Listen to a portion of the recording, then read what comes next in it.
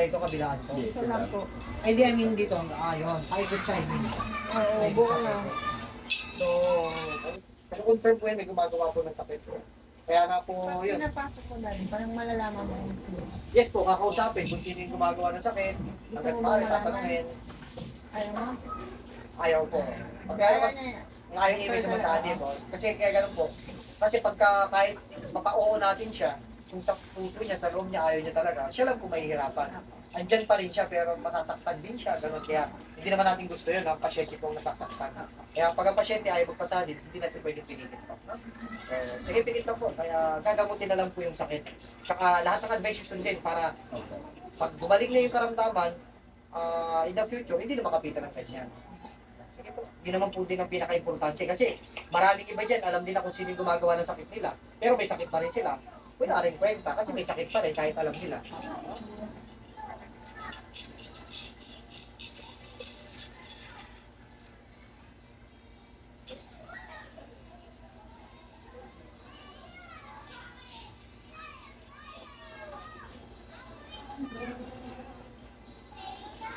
Sige po, dito po kayo. Pakiubos po dito. Ubusin po. Ha?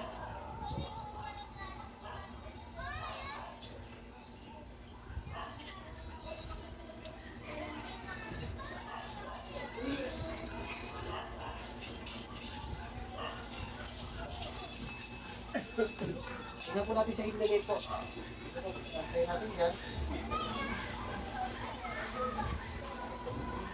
Kumain po ulit.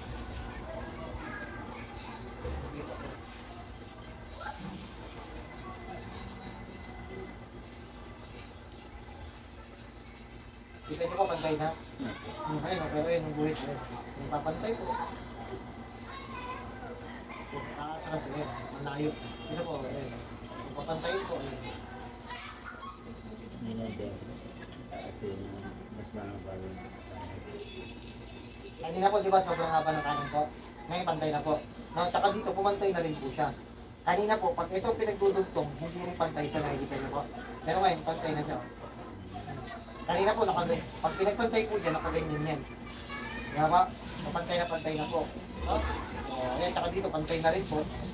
Tsaka kung pinagpapantay din po dito, mahaba talaga yung kanan. Ngayon po, pantay na po. Nakikita niyo po. Okay. So, ganito na lang po. Kung tumukay naman na pumantay po yan, siyempre, ina-assume natin na gagaling na rin po yan.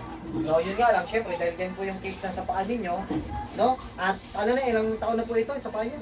4 years. Tapos kahit ano pa doktor, hindi talaga gumagaling. So, kabilaan po ba ito? Kabilaan po? Isa lang po. Ay, hindi, I mean dito. Yun. Paikot siya, I mean. Oo, buo na. So, ayan. So, Pag hapon kasi, talagang... may oras siya, may oras siya na talagang lumalala siya everyday. No? Kaya ang pinaka-advisable na lang po, sundin ang advice ko na lang po, ha? Lahat ng sasabihin ko, sundin po. Siyempre, ang paggaganyan po, siyempre, kailangan pa rin po yan dumaan sa healing process. Okay? So, sige po, bigyan ng pinaka-main problem nyo. Ano po, bibigyan ko po kayo ng herbal na dapat yung inumin para mas papabilis po yung gumaling po. Okay?